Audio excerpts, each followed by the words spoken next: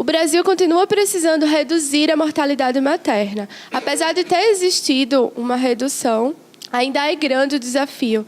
A gente está aqui com a doutora Fátima Carneiro Fernandes. Ela é anestesiologista e professora da Universidade Federal do Rio de Janeiro. A gente fez recentemente um estudo, né, objetivando a mortalidade materna no país, porque no ano de 2000 a ONU fez a Declaração do Milênio, onde algumas resoluções foram combinadas do ponto de vista de um objetivo a ser atingido em 15 anos. Uma delas, o 5º artigo, era a melhoria da saúde materna, sendo que havia uma proposta mundial de redução de mortalidade materna em até 3/5 daquilo que havia em 2000, ou seja, em 15 anos se deveria sair de um patamar X para um patamar 75% menor.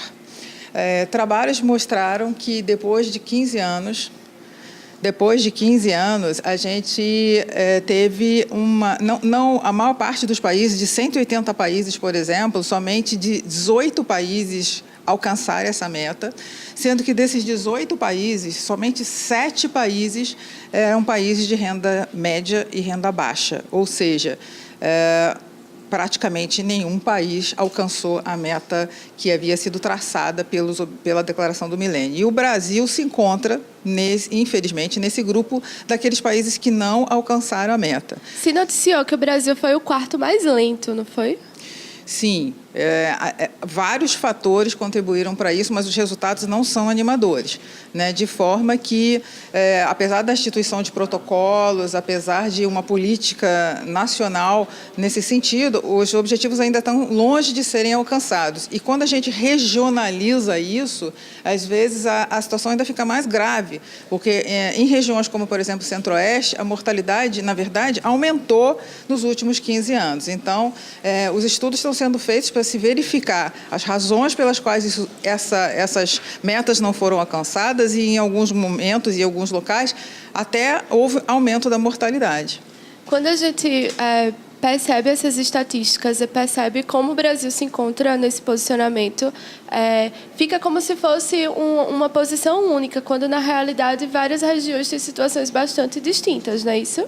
Sim. O resultado final não é bom nos últimos 15 anos. A gente teve uma redução de mortalidade muito abaixo da desejada, mas quando a gente fala de regiões, o resultado ainda é mais assustador, né? O trabalho é grande, a pesquisa em relação às causas vem sendo feitas e vem sendo regionalizada, sendo que o foco da minha presença aqui no Estado, que foi falar sobre atualizações e manejo de hemorragia obstétrica, a gente verifica que a hemorragia obstétrica, quando ela não é a primeira, ela é a segunda causa de mortalidade, né? Quando a gente avalia regionalizando, né, as questões.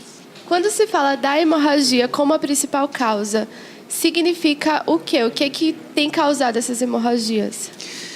Bom, a questão da hemorragia é muito ampla. Em algumas situações a gente pode prever que ela possa vir a acontecer, então é mais fácil de manejar uma situação onde existem fatores que podem contribuir para esse desfecho. E existem outras situações em que ela é absolutamente imprevisível, seja numa situação, seja na outra. Os protocolos atuais tentam capacitar cada vez mais e melhor não só os médicos, mas toda a unidade de saúde, desde o momento de um diagnóstico, que pode ser feito por qualquer agente da equipe da saúde, até a condução, a forma como a condução e o diagnóstico e o tratamento da situação vai ser feito. O tempo é muito importante. Então, a capacitação da equipe de saúde como um todo tem que ser feita de forma cada vez mais eficiente, cada vez mais rápida, porque o desfecho, a sobrevivência da paciente depende do tempo entre o diagnóstico e a contenção da hemorragia. Tá joia. Obrigada, doutora. É um prazer estar aqui com você.